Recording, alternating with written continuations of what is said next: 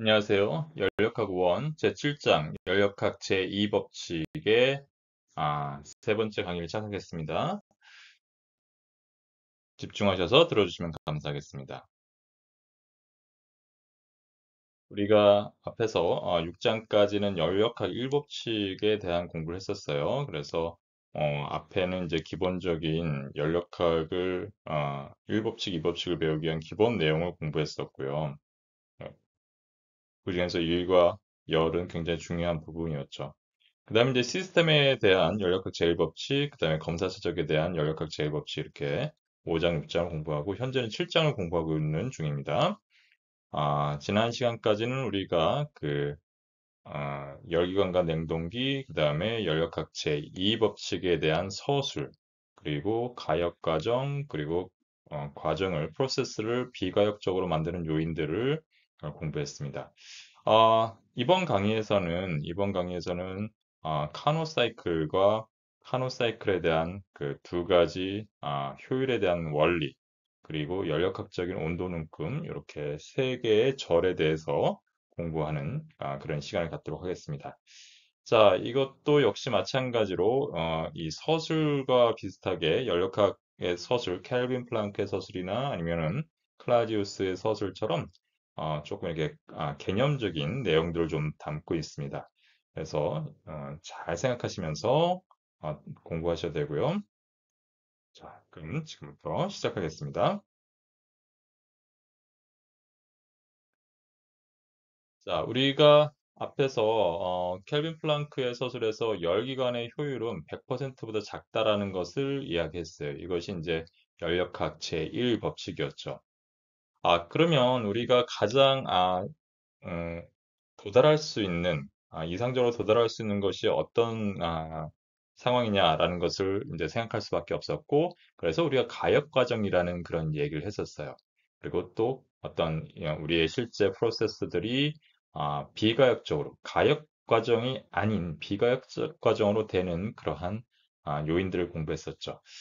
자, 그럼 가장 이상적인, 가장 효율적인 사이클은 그러면 어떻게 되는가를 실질적으로 고민해야만 되는 거죠. 100%가 안 되는 건, 효율이 100%가 안 되는 거는 알겠는데, 그러면 가장 그럼 효율적인 사이클이 어떤 사이클이냐라는 거죠.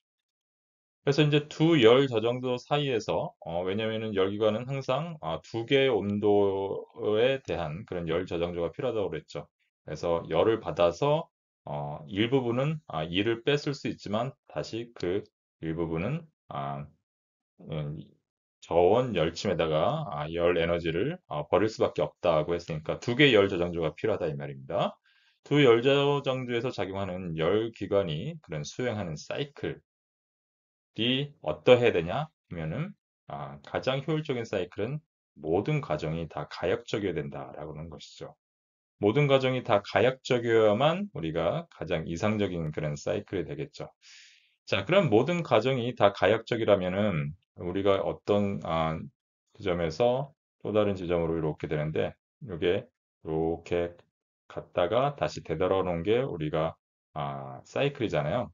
이렇게 한쪽도 이 두 개로 만화 능력이 이루어져 있다 그러면은 이렇게 이쪽으로 갔다가 우리가 다시 일로 이렇게 되돌아오는 이런 두 개의 프로세스로 우리가 이루어졌다고 하면 그리고 이 과정들이 다 가역적이라고 하면 다시 요 라인을 따라서 가역이니까 이렇게 갔다가 다시 또 이렇게 되돌아올 수가 있겠죠.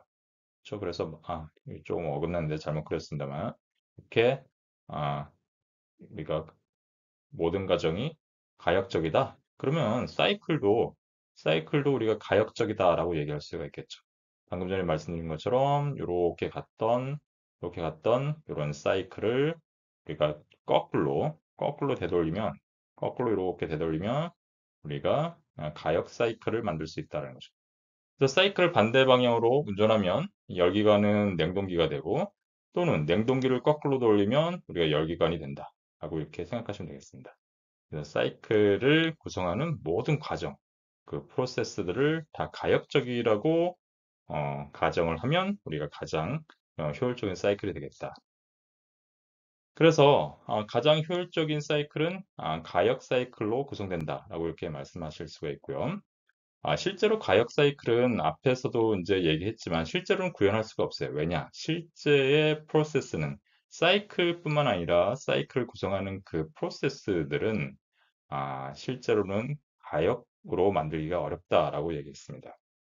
그래서 실제로는 그런 가역 사이클을 구현할 수는 없지만 그런 실제 열기관이나 실제 냉동기 사이클의 성능을 우리가 비교할 수 있는 모델로는 아, 상상할 수 있다, 고려할 수 있다라는 거죠.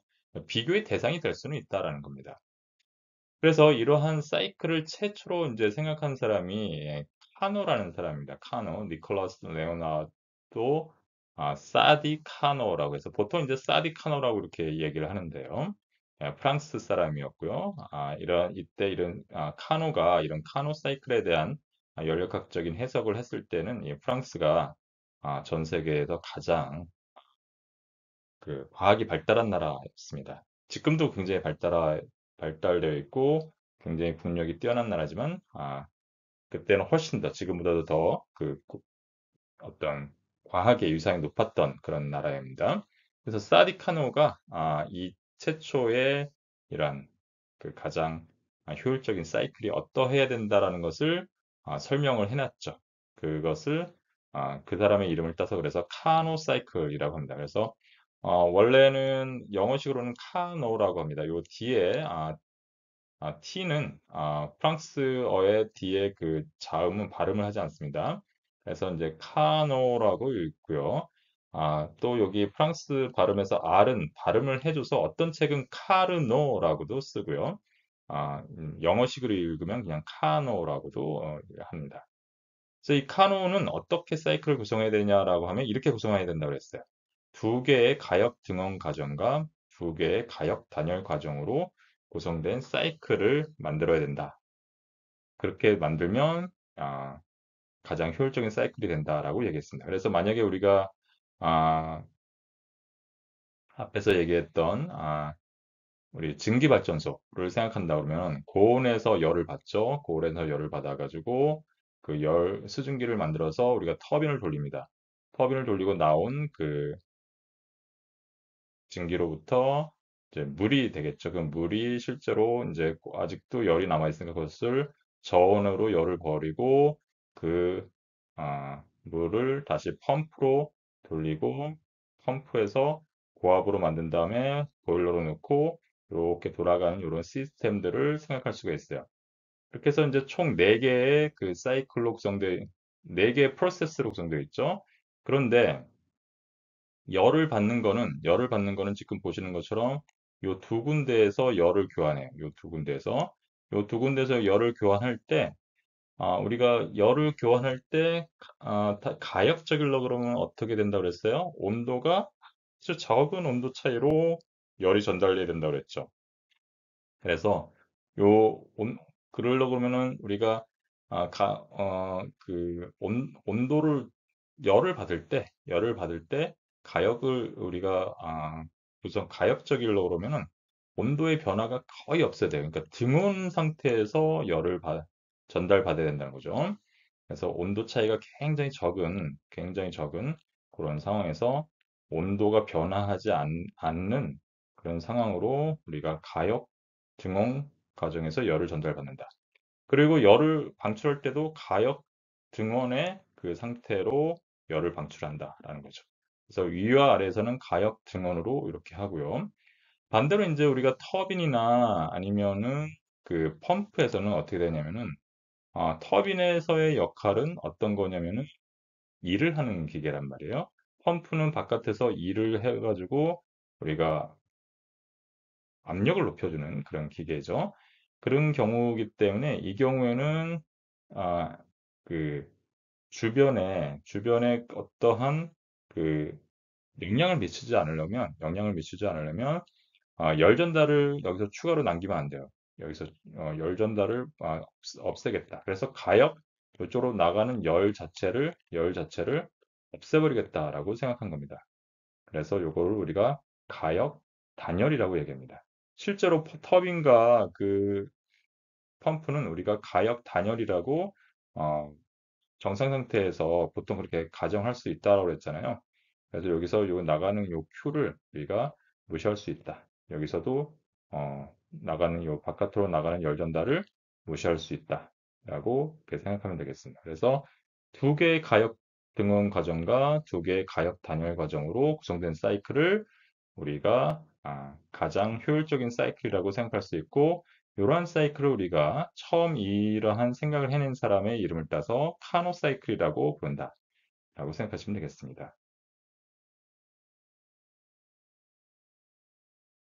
그래서 카노 사이클은 두 열 저정저 사이에서 앞에서 말씀드린 것처럼 열 전달은 아주 무한소의 온도 차이에 의해서 발생한다. 즉 고온의 우리가 고온의 열 전달, 고온으로 갖고 있는 어, 고온의 열원에서 이쪽으로 우리가 보일러로 우리가 전달될 때 아주 미수한 열 전달에 의해서 우리가 열이 전달이 된다. 그리고 이 과정이 가역이기 때문에 온도가 변화하지 않고, 그래서 가역 등온 가적으로 우리가 열 전달이 일어나야 된다.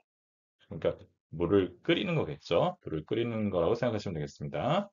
또 가역이니까 열 전달 동안 유체 온도는 일정하게 유지돼야 된다라고 했습니다. 그래서 등온 상태에서 가역적으로 열 전달이 발생한다. 그래서 가역 등온이다라고 생각하시면 되겠습니다.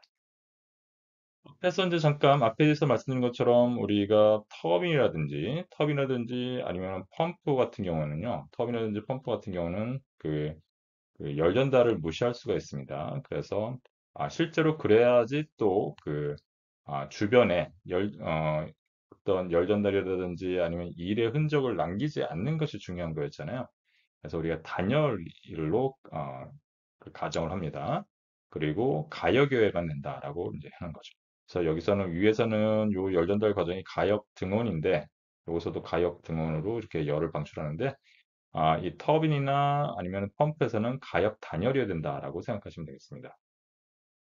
그래서 터빈에서는 작동 육체의 온도가 이 고온의 자, 열온의 온도에서부터 저온의 열온의 온도로 낮아진다. 여기 TH로 이렇게 들어와서 TL로 낮아진다라고 생각하시면 되겠습니다.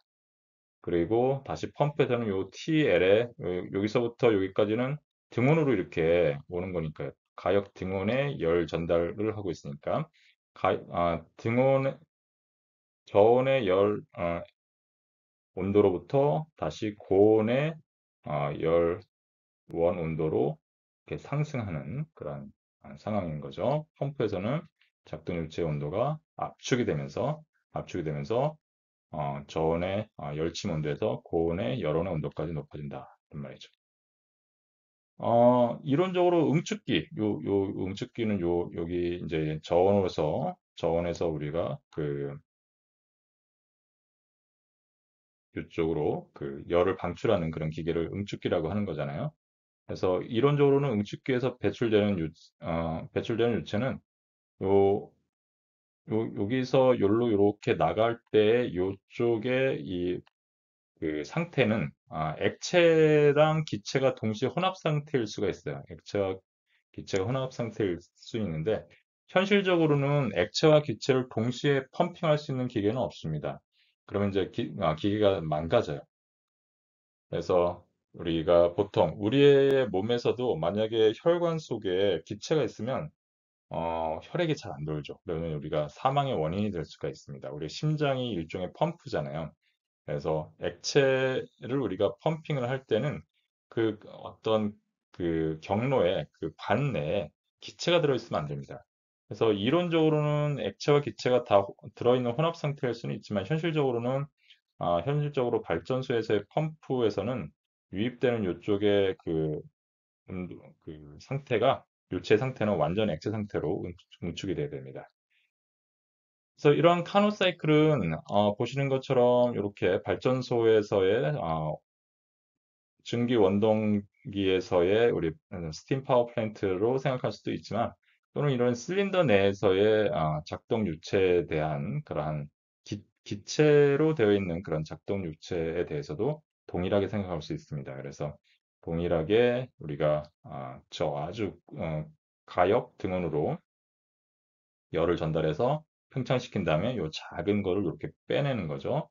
그리고 또 빼내고 또 빼내고 해서 요 끝까지 빼낸 다음에 그 다음에 여기서부터 다시 열을 등원해서 열을 빼가지고 여기 살짝 내려오죠. 그럼 내려오면 여기 하나 더 올리고 내려오면 하나 더 올리고 내려오면 하나 더 올리고 해서 원래 상태로 되돌아오는 이런 사이클을 기체에 대한 사이클을 생각할 수도 있습니다.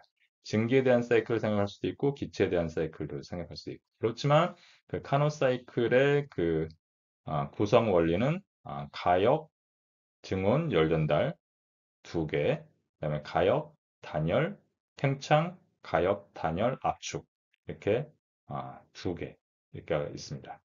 다시 한번 말씀드리면 가역, 등원이 두 개입니다. 근데 가역 등원이 두 개인데 하나는 흡수, 하나는 방출입니다. 하나는 흡수고 하나는 방출. 이게 가역 등원의 열 전달이에요. 이렇게 해서 이제 되고 또 다른 하나는 가역 우리가 등원이 아니라 가역 단열입니다. 단열. 그러니까 아까는 이제 온도였고 이번에는 열이었죠. 가역 단열이에요. 그래서 요거 하나는 팽창이었고요.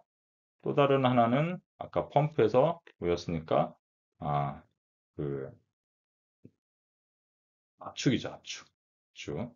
그래서 이러한 두 가지의 그 형태로 아마 설명할 수 있다. 이게 우리가 카노 사이클의 원리다 이거죠. 근데 이게 증기뿐만 아니라 이 기체에 대해서도 이렇게 동일하게 적용될 수 있다라고 생각할 수가 있겠습니다. 자, 이러한 카노 사이클에 대해서 정리를 하면 우리가 이제 두 가지의 원리를 카노 사이클의 효율에 대해서 두 가지의 원리를 적용할 수 있어요. 그래서 그걸 우리가 제1 카노 원리, 제2 카노 원리라고 하는데요. 그래서 제1 카노 원리는 주어진 두 개의 열 저장소 사이에서, 즉 다시 말해서 고온 결혼과 저온 열침에서 사이에서 작동을 만약에 어떤 하는 그런 엔진이 있다고 하면 두 열 저장소 사이에서 작용하는 가역 기관보다 어떤 가역 기관이 있으면 그 가역 기관보다 더 열 효율이 높은 더 열 효율이 높은 아, 효율적인 그러한 기관은 존재할 수 없다. 그러한 열기관은 존재할 수 없다라는 겁니다. 그래서 카누 사이클보다 더 높은, 더 효율적인 기관은 존재할 수 없다는 거죠. 이 말은 다시 말하면 어떤 말이냐면 어떤 비가역 열기관의 효율은 동일한 열원사에서 작용하는 가역 열기관의 효율보다 항상 낮다라는 겁니다. 우리가 아까 말씀드린 것처럼 카노 사이클은 가역 사이클이라고 했습니다. 그래서 그 가역 사이클보다 더 높은 열효를 갖는 그런 비가역 사이클은 존재할 수 없다라고 이야기하는 겁니다. 그래서 그러면은 이런 없다라고 이렇게 설명을 하고 있잖아요. 이렇게 부정적인 설명을 하는 경우에는 우리가 어떻게 한다고 했죠? 부정적인 설명을 하는 경우에는 아, 반대의 예를 들어서 반대의 가정을 들어서 그것이 성립하는지 안 하는지를 확인해 보고 그것이 성립하지 않으면은 그것이 성립하지 않으면은 이 가정이 맞다라고 이렇게 얘기해야겠죠. 그래서 이제 가정을 해봅니다. 이러한 서술, 다시 말해서 아, 우리가 더 효율이 높은 카노사이클보다 더 효율이 높은 그러한 비가역 열기관이 있다라고 생각하는 거죠. 그래서 비가역 열기관의 효율이 가역 열기관의 효율보다 높은 그런 경우가 있다라고 이제 생각하는 겁니다. 그래서 아, 우리가 irreversible engine, 그래서 irreversible engine에서 IE라고 이렇게 표현했습니다. 그래서 irreversible engine의 효율이 reversible engine, 그래서 RE죠. 여기는 I이고 여기는 R입니다. reversible engine의 효율보다 더 큰 그러한 엔진이 있다라고 생각해 봅니다. 그러면은 당연히 어, 동일한 그 여론에서 열을 받으면 우리가 효율이 더 높으니까 비가역 열기관이 가역 열기관보다 더 많은 일을 할 겁니다. 그래서 더 많은 일을 irreversible에 해당하는 엔진이 더 많은 일을 할 거예요. 그러면 다시 말하면 동일한 우리가 열 에너지를 받아서 우리가 일을 빼고 그리고 저온으로 우리가 열을 방출을 하는데 우리가 일이 더 큰 일을 하면 그 비가역 엔진이 더 큰 일을 하면 이쪽으로 나가는 요 저온으로 나가는 열 에너지가 얘가 더 적겠죠. 얘가 더 크고 얘는 조금밖에 더 못 버릴 거잖아요. 연력학 제1법칙에 의해서 동일한 열 에너지를 받았는데 얘가 아, 그 비가역 엔진이 가역 엔진보다 더 열효율이 좋은 그런 경우가 있다라고 치면 이 엔진의 일이 더 크니까 더 많은 일을 하니까 연력학 제일법칙에 의해서 이러한 관계식은 성립해야 된단 말이에요. 얘가 더 큰 값을 빼주니까 여기로 나가는 이 열 에너지가 이 가역에 해당하는 열 에너지보다 더 작은 이런 상태가 성립한다라고 이제 생각을 하면 되겠죠. 자, 그러면 이제 우리가 이러한 생각을 갖고 우리가 옆에다가 이런 비가역 엔진이 있다고 치면 가역 엔진은 우리가 열 기관으로 작동시키지 않고 거꾸로 우리가 가역의 그런 사이클이니까 이걸 거꾸로 돌리겠다 이 말입니다. 가역은 우리가 항상 거꾸로 돌릴 수가 있다고 했죠. 그러면은 우리가 냉동기가 작동이 되는 거죠. 그래서 QH를 받아서 어, 죄송합니다. QL을 받아서 QH를 이렇게 이쪽에다가 방출하는 이런 냉동기로 하는데 일이 필요하겠죠. 일. W에 해당하는 일이 필요한데 리버서블에 해당하는 일이 필요하는데 우리가 앞에서 그 비가역 엔진의 일부 일이 가역 엔진의 일보다 더 크니까 여기서 나오는 일이 더 크니까 그 중에 일부분을 여기다 이렇게 빼가지고 여기다가 가역 냉동기에다가 넣어주면 우리가 아, 요 QH와 QL만큼의 차이에 해당하는 이런 일을 여기다 넣어주면 이 냉동기가 작동을 하겠죠. 그렇게 되겠죠. 그러면 아까 뭐라고 했냐면은 여기서 요 비가역 엔진의 그 일이 가역 엔진에서 나오는 일보다 더 크다고 그랬으니까 여기서는 당연히 요 일만 그 일이 추가로 더 남아 있을 거예요. 그래서 요 바깥으로 추가로 더 빼낼 수가 있습니다. 그래서 요 값은 W 우리가 이리버서블의 엔진에서 빼기 W 리버서블의 엔진의 크기라고 이렇게 쓸 수가 있는데 요거 이제 우리가 풀어서 쓰면 얘는 이리버서블의 엔진은 우리가 QH-QL 프라임이고요. 리버서블 엔진 다시 말해서 가역 엔진의 일은 QH-QL이니까 우리가 요거를 계산하면은 QL-QL 프라임이 된다. QL이 QL 프라임보다 더 크니까 요만큼의 일을 우리가 뺐을 수 있다라는 거죠. 자, 그러면 우리가 요 상태에서 요 요거를 요렇게 하나의 그 시스템으로 그냥 같이 덩어리로 보자 이거죠. 이렇게 하나의 덩어리로 보면 요 고온에서는 이쪽에서는 이렇게 열을 하나 QH를 받았고 여기서는 QH를 이렇게 내보냈으니까 고온과는 사실은 아, 네트로는 주고받은 게 없어요. 그래서 이렇게 얘랑 이렇게 상태가 돼요. 주고받은 게 없습니다. 그런 즉, 우리가 요렇게 요 두 개의 하나의 엔진과 비가역 엔진과 하나의 가역 냉동기로 구성된 이러한 기계 시스템을 생각한다면 고온과는 서로 주고받은 게 없어요. 주고받은 게 없어. 그러면은 뭐예요? QL 프라임보다 더 크니까 네트로는 이 저온에서 열을 받은 거예요. 열을 받았어요. 얼마만큼? QL 빼기 QL 프라임만큼 열을 받았어요. 그리고 이를 바깥으로 했습니다. QL-QL 프라임으로. 즉, 저온에서 열을 받아가지고 그 에너지를 100% 일로 전환시켰다 이 말입니다. 이 말은 무엇이냐? 하나의 열원과 하나의 열원이랑 열교환을 해서 일을 발생시킬 수 있는 엔진을 만들 수 있다라는 거죠.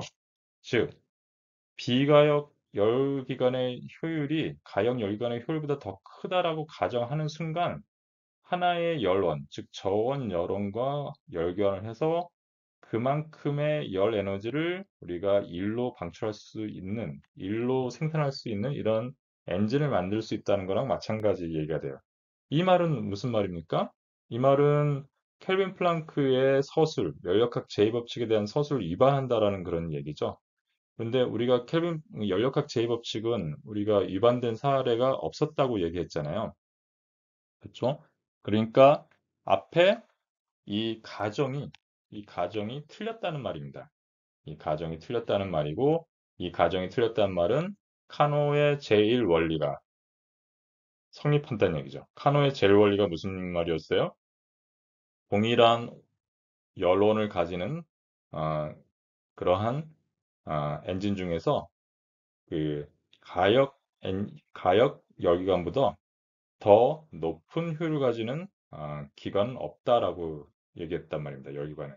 다시 말해서 비가역 열기관 중에는 이 가역 열기관보다 더 높은 열 효율을 가지는 경우는 있을 수가 없다라는 카노 사이클의 카노의 제일 원리가 성립한다라는 것을 이렇게 하나의 가정을 우리가 적용해서 쭉 보여줄 수 있었다라는 겁니다. 그래서 카노가 만들어낸 제일 원리는 두 개의 열 온도에서 두 개의 온도를 가지는 TH와 TL에 해당하는 이런 두 개의 열 온도에서 작동하는 그러한 엔진 중에서는 열기관보다 더 높은 효율을 가지는 열기관은 없다. 존재할 수 없다라고 이렇게 설명을 했습니다. 자, 카노의 제일 원리 다시 한번 잘 생각해 보세요. 두 번째 제2 카노의 원리입니다. 제2 카노의 원리는 조금 더 이제 다시 한번 생각하는데 그건 뭐냐면은 이번에는 둘 다 가역인 그런 열기관을 생각하는 거예요. 그래서 동일한 열원 사이에서 작동하는 모든 가역 열기관의 열 효율은 항상 동일하다라고 생각하는 겁니다. 그래서 앞에서는 가역기관과 비가역기관에 대한 그러한 비교였다면 가역기관과 비가역기관이었죠. 그래서 얘랑 비가역을 이렇게 비교했다면 얘는 우리가 뭐냐면은 가역과 가역을 비교하는 거예요. 만약에 동일한 두 개의 여론에서 우리가 작동하는 가역기관들이 여러 개 있다면 그 가역기관의 열 효율은 항상 동일하다라는 겁니다. 이 경우는 카노 사이클의 제일 원리, 카노의 제일 원리와 동일한 방식으로 증명할 수 있습니다. 그래서 효율이 더 높은 가역기관이 있다라고 생각하고 효율이 더 높은 가역기관이 있다고 생각하고 그러면 효율이 더 높은 가역기관으로부터 일을 더 뽑아낼 수 있으니까 앞에서 했던 것처럼 제일 카노 사이클의 그 카노의 원리 증명에서 효율이 더 높은 카노 사이클을 비가역 사이클의 자리에 이제 넣어놓고 우리가 설명을 하는 거죠. 그렇게 얘기하다 보면 가역 기간에 아, 더 효율이 높은 비가역 기관에서부터 나온 일로부터 우리가 거꾸로 이 가역 기관을 효율이 낮은 가역 기관을 열기관으로 생각하지 않고 냉동기로 생각해서 우리가 하면 앞에서랑 똑같은 방식으로 설명하면 그러면은 하나의 열원이랑 열 교환을 해서 일을 발생할 수 있다라는 그런 결론에 도달해요. 그러니까 제2 카노의 원리도 어, 카노의 원리가 성립을 하는 거죠. 즉, 다시 말하면 더 효율이 높은 가역 기관을 만드는 것은 가역 사이클이 돌아가는 기관을 만드는 것은 불가능하다는 것을 증명하는 거죠. 이렇게 하면 되고요. 그래서 열기관의 효율은 작동 유체, 아까도 이제 말씀드렸지만은 수증기 이외에 우리 공기로도 기체로도 할 수 있고요. 그다음에 작동 유체의 물성, 그다음에 사이클이 실행되는 방법, 그다음에 사용된 가역 기관의 형태와 무관하게 지금 이야기를 하고 있습니다. 그래서 가역 기관의 효율은 가역 열기관이 만약에 있다 그러면은 아, 작동 유체, 그 유체 물성, 그다음에 사이클의 작동 방식, 그다음에 형태와는 무관하다. 단지 뭐랑 관련이 있다? 온도에 의해서 측정된다. 그래서 고온의 저장조, 다시 말해서 열원과 저온의 열 저장조, 다시 말해서 열침의 이 온도에 의해서 결정되고 가역 열기관의 열 효율은 단지 두 열원의 온도만의 함수다라는 그런 결론에 도달하게 된다라는 겁니다. 제1 카노의 원리와 제2 카노의 원리의 핵심은 무엇이냐 하면 두 개의 열원, 열 저장조의 그 온도에 의해서 열 효율이 성립이 된, 열 효율이 결정된다. 작동 육체, 작동 육체의 물성, 그다음에 사이클의 실행되는 방법, 그럼 사이클 기관의 형태 이런 거와는 무관하고 단지 두 열기관의 온도에 의해서 결정된다라는 그러한 온도만의 함수다라는 것을 이 카노의 원리가 설명하고 있다라고 생각하시면 되겠습니다.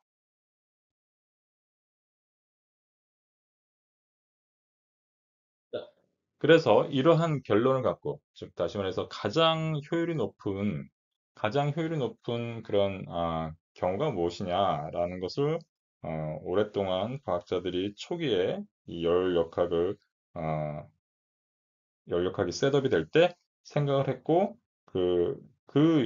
저기 결과로서 우리가 카노 사이클이라는 그런 이상적인 사이클을 어, 생각을 했다라는 거죠. 그래서 가역, 아, 가역 증원 열전달 두 개와 그 다음에 가역 단열, 팽창, 그 다음에 압축 이러한 과정을 두 개 생각했다라고 말씀드렸죠. 그래서 카노의 엔진을 생각해낸 다음에 우리가 카노의 원리, 제1원리, 제2원리를 이렇게 생각해냈습니다. 자, 그렇게 한다 그러면 이제 좀 고민이 좀 필요합니다. 온도만의 함수라고 그랬어요. 온도만의. 그러면 이제 그 온도를 어떻게 우리가 정의할 것이냐라는 거죠. 그래서 온도를 그럼 측정을 해야 하기 위해서는 특정한 그런 온도 측정 물질과 장치들이 이제 필요한데 그런 온도 측정 물질과 장치에 기초한 온도 눈금이 요구된다라고 생각할 수가 있겠습니다. 두 열 저장조의 온도가 중요하다고 그랬는데 결국 그런 온도는 어떻게 정의할 것이냐라는 거죠. 근데 앞에서 제이 카노의 원리에 의하면 카노 사이클의 열 효율은 그 열 저장소의 온도에 의해서만 측정되고 사실은 뭐 그 어떤 측정 물질이나 물성이나 이런 거에 대해서는 우리가 잘 아, 관계가 없다 이런 얘기를 했었잖아요. 그래서 우리가 그런 가역 열기관의 열 효율을 이용해서 우리가 온도를 정의하면 어떨까라는 생각을 했습니다.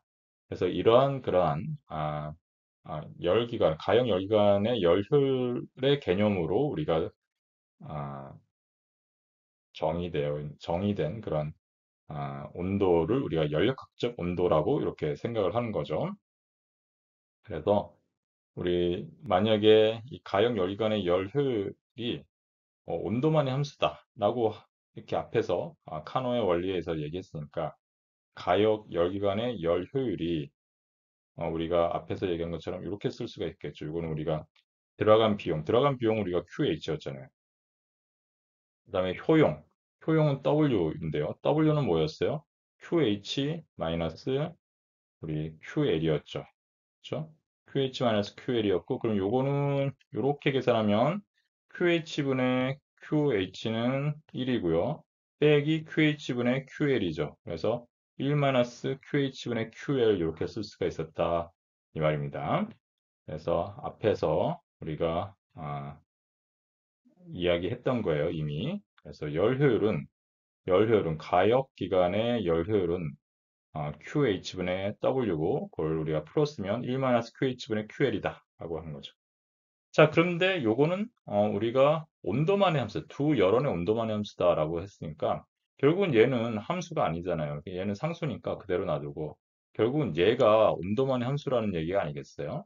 그래서 얘를 온도만의 함수에 해당하는 파이, 그 다음에 온도, 고온에서의 열 전달, 저온에서의 열 전달에 해당하는 TL, 그다음에 고온에서 열 전달에 해당하는 TH의 함수다. 이렇게 표현을 한 거죠. 그래서 1 마이너스 요거는 그대로 요거는 그냥 숫자일 뿐이니까 1 마이너스 그대로 1은 놔두고 뒤에 있는 QH 마이너스 QH분의 QL을 어떤 함수 푸사이라고 읽습니다. 푸사이 함수 TL, TH, TL과 TH에 의해서 결정되는 그런 함수다라고 이렇게 생각하는 거죠. 결국은 그러면 얘는 뭐예요? 그, 우리 그 보시는 것처럼 요 1은 어떤 함수 상수니까 그냥 요거 자체를 그냥 새로운 함수 g라고 이렇게 표현을 하고 그다음에 TL과 TH에 의해서 정의되는 이런 함수다. 1만한 스프 사이를 그냥 g라는 함수로 이렇게 정의를 한 거죠. 즉 다시 말하면 요 QH분의 QL이 우리 요거 얘가 욜로 1마이너스 QH분의 QL이 G가 되니까 QH분의 QL은 얘가 G가 욜로 이렇게 오고요. 그쵸? 그 다음에 얘가 욜로 이렇게 오면 QH분의 QL은 1마이너스 함수 G가 되겠죠. G는 온도 TL과 TH에 해당하는 함수고 그럼 1-g라는 그냥 함수를 이렇게 또 쓰기 귀찮으니까 앞에 이렇게 상수가 있는 거는 결국은 이걸 이렇게 정의할 수가 있겠죠. 그냥 F를 1-g라고 생각하면 그러니까 그냥 함수 F다. TL과 그다음에 TH에 의해서 결정된 함수 F다라고 생각하시면 되겠습니다. 그래서 결국은 QH분의 QL이 여기 그 보시는 것처럼 그 효율을 나타내는 1-QH분의 QL. 근데 얘가 어, 두 온도의 함수니까, 이 두 온도의 함수는 얘는 온도의 함수가 아니니까, 결국은 얘가, TL과 저온에서 해당하는, 온도 TL과 고온에서 해당하는 온도 TH의 함수다. 라고 이렇게 생각하자라고 한 거랑 마찬가지입니다. 자, 그래서 QH분의 QL이 TH 함수다 이렇게 생각하는 거죠. 그럼 여러분들도 잘 알고 있는 것처럼 TH는 아까 고온에서의 온도고요. TL은 저온에서 열침의 온도입니다. 그래서 고온 열온의 온도 TH, 저온 열침의 온도 TL 이렇게 되겠죠. 자, 그러면 결국은 함수 f의 그 함수 형태를 결정을 좀 해야 되는데요. 이거를 이제 어떻게 결정할까 이제 사람들이 고민을 했습니다. 과연 요 QH분의 QL이 어떤 함수의 형태일까? 이 함수 F는 알겠는데 이 함수가 TH와 TL로 어떻게 표현될까를 생각하는 거죠. 그래서 머리 좋은 사람들이 이렇게 생각했습니다. 한쪽에서는 요게의 그 엔진을 그냥 가역 엔진으로 이렇게 하나가 있다고 생각해서 Q1을 흡수해서 Q2를 이렇게 Q3를 내보내는 이러한 엔진이 있다라고 생각을 하는 거죠. 그다음에 여기에는 또 다른 그 엔진이 가역 엔진이 있는데 이 가역 엔진은 두 개의 가역 엔진이라고 생각합니다. 그래서 가역 엔진 A, 가역 엔진 B가 이렇게 직렬로 연결되어 있다라고 생각하는 거죠. 그래서 똑같이 Q1을 받아서 여기서 2를 하나 A라는 엔진에 2를 하고 그다음에 여기에 열을 방출하는데 그 열을 그대로 B라는 가용 열기관으로 내보내고 아, 그, 이, 그 B라는 가용 열기관은 다시 A라는 열기관으로부터 열을 흡수해서 E를 하고 요 저온으로 열을 방출을 하겠죠. 자, 그러면 요거 하나로 되어 있는 이 열기관이나 두 개로 이렇게 시리즈로 직렬로 연결되어 있는 열기관이나 이렇게 생각을 해보면 이 열기관 두 개의 열기관으로 되어 있는 왼쪽 열기관이나 오른쪽에 있는 하나의 열기관으로 구성되어 있는 열기관이나 카노 사이클의 제2 원리에 의하면 동일한 열 효율을 가져요. 따라서 요쪽으로 내보낼 때는 다 Q3를 이렇게 내보내는 거죠. Q1을 받아서, Q1을 받아서 동일하게 Q3를 여기다 이렇게 내보내는 그런 상황이라고 이렇게 생각을 할 수가 있습니다. 그래서 제2 카노의 원리에 의하면 요 C 엔진이 내보내는 이 일이나 WB를 합한 거나, 그쵸? 요거는 서로 같은 그런 상황이 돼야 되는 거예요. 그래서 열기관 A랑 열기관 C가 받는 열 에너지는 서로 같고요. 그 다음에 열기관 B가 저온으로 방출하는 열 에너지나 열기관 C가 저온으로 방출하는 열 에너지나 서로 같아야 된다. 제 2 카노의 원리에 의하면요. 자, 그러면 이러한 원리에 입각하면 우리가 이렇게 생각을 할 수가 있죠.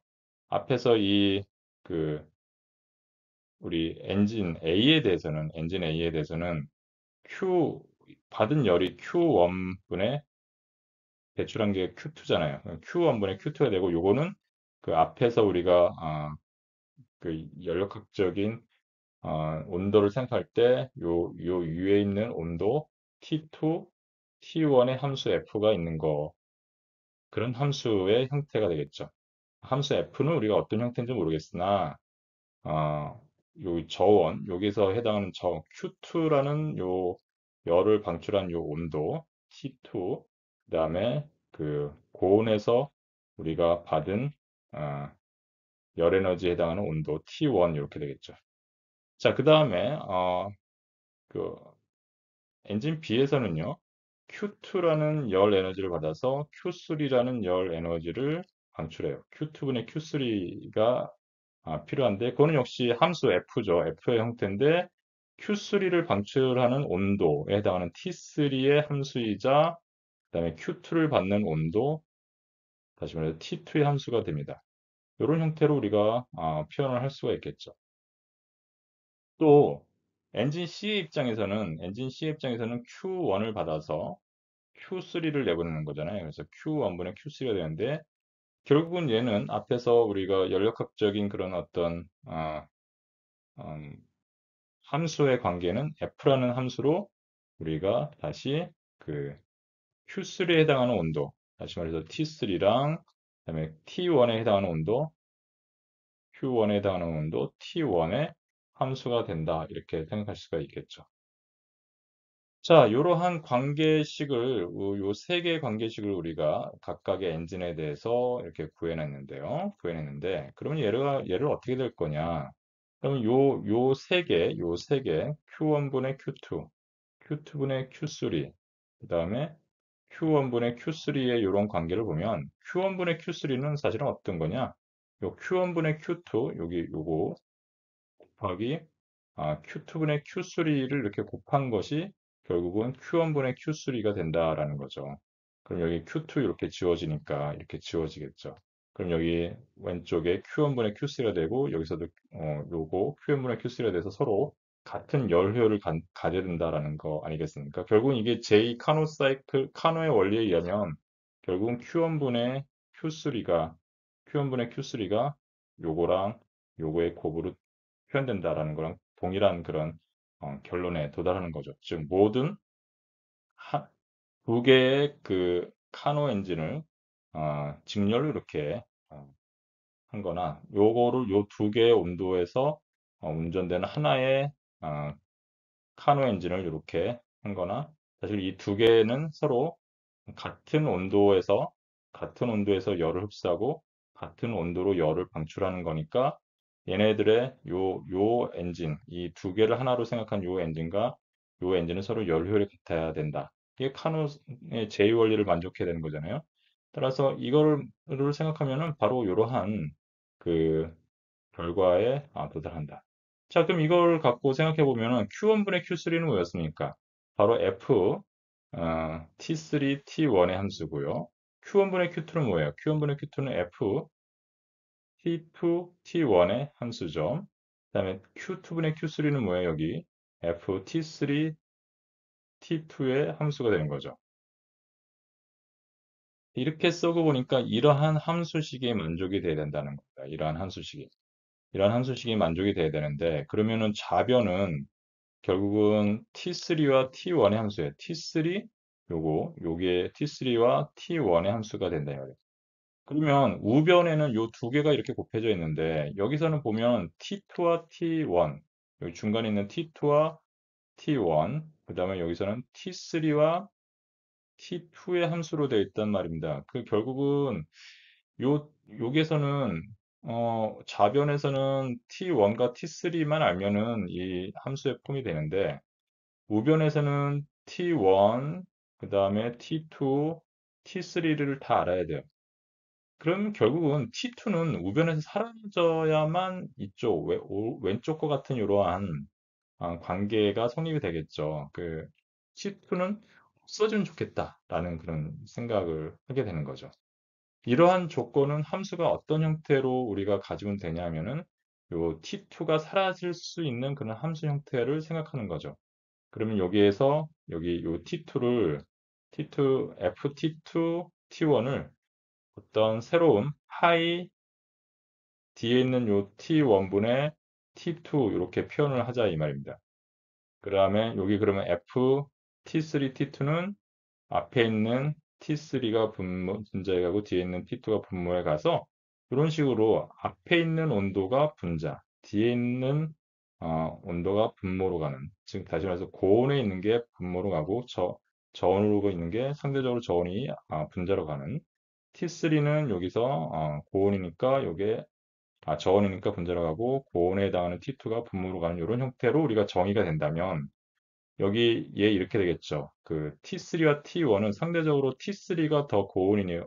T1이 더 고온이었고 T3가 더 저온이었으니까 요거는 우리 이런 식으로 요 함수는 저온에 해당하는 T3가 분자로 가고 그다음에 고온에 해당하는 T1이 분모로 가서 이렇게 되겠죠. 그럼 앞에서 했던 우리 요 FT2T1, FT2T1에 해당하는 거를 그 다음에 FT3, T2에 해당하는 걸 이렇게 우리가 위에서 이렇게 저온에 해당하는 것을 분자로, 고온에 해당하는 것을 분모로, 저온에 해당하는 것을 분자로, 고온에 해당하는 것을 분모로 하면 이거 이렇게 딱 지워져 가지고 서로 같아지죠.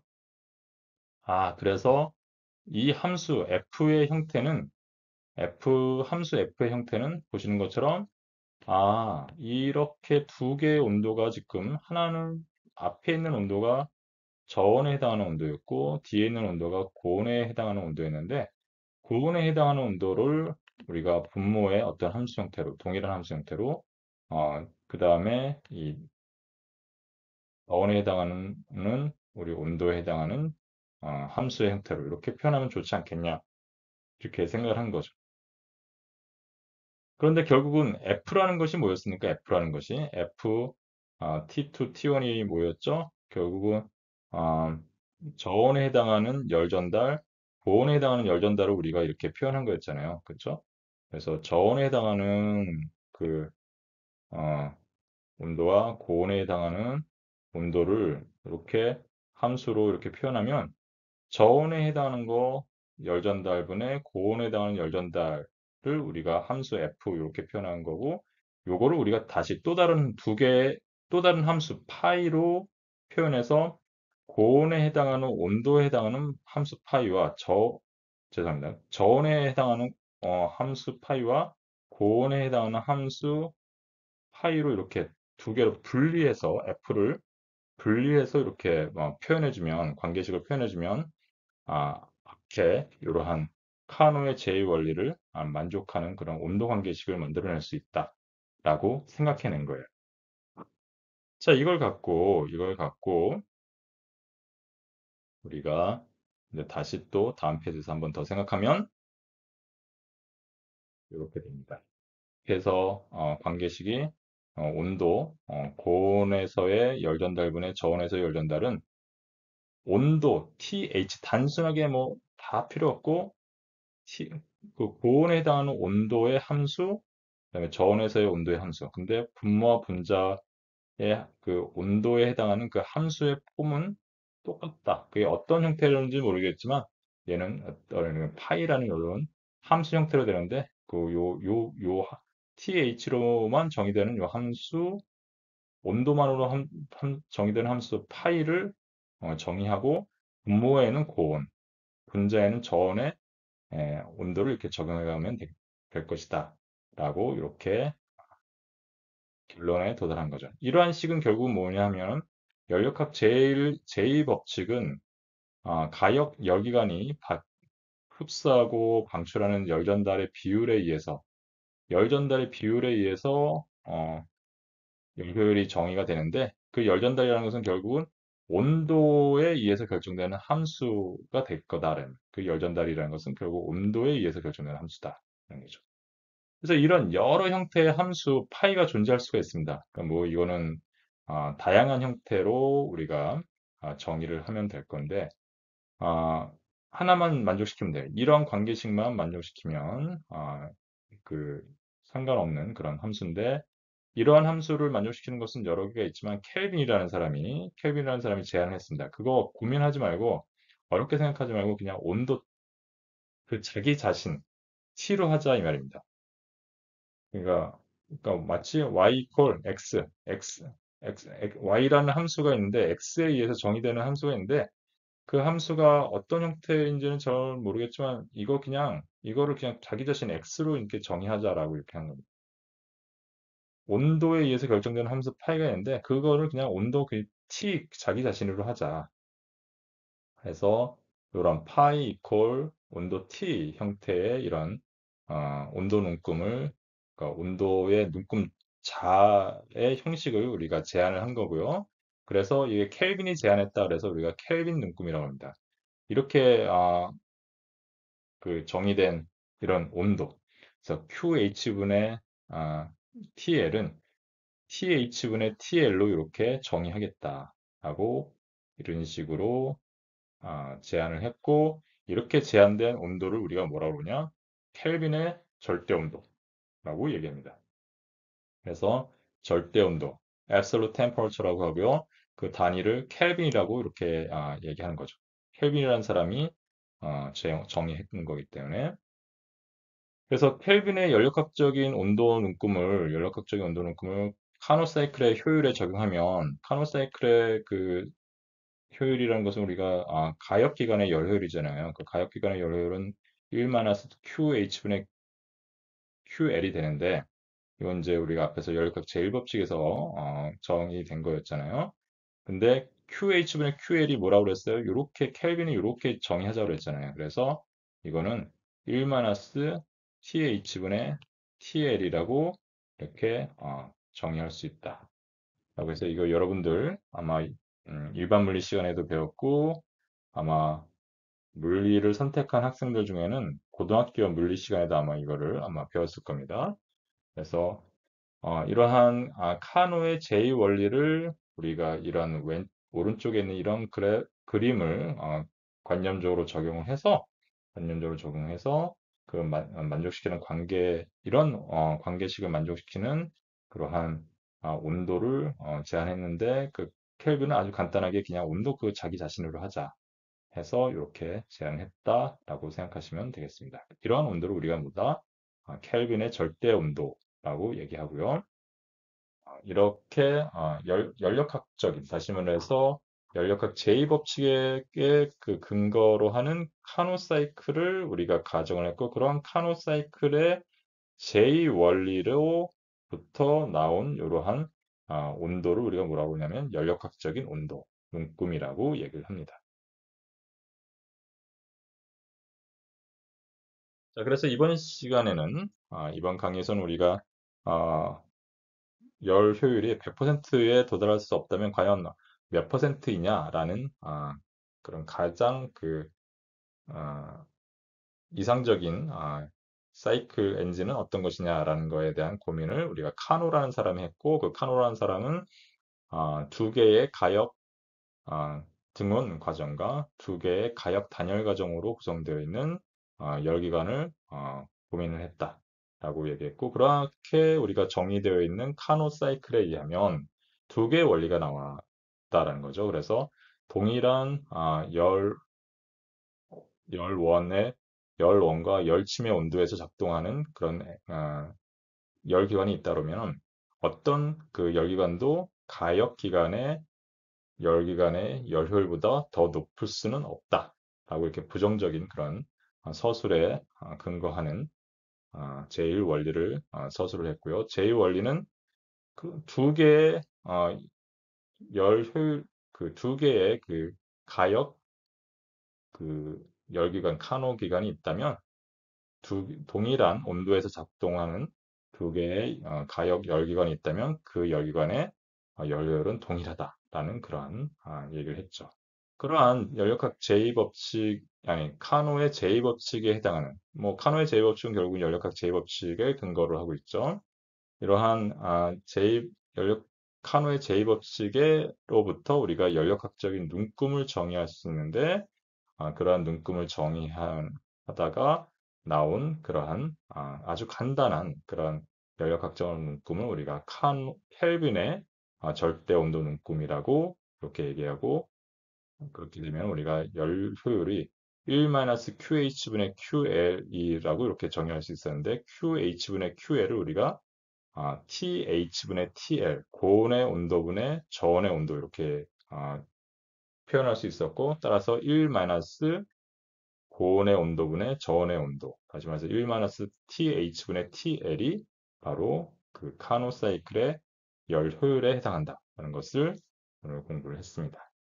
자, 많은 얘기를 했는데 굉장히 관념적인 얘기들이 좀 있었어요. 여러분들 다시 한번 공부해 보시고, 이해가 안 되시는 부분들은 다시 앞부분으로 가셔서 한번 공부를 더 해보시기 바랍니다.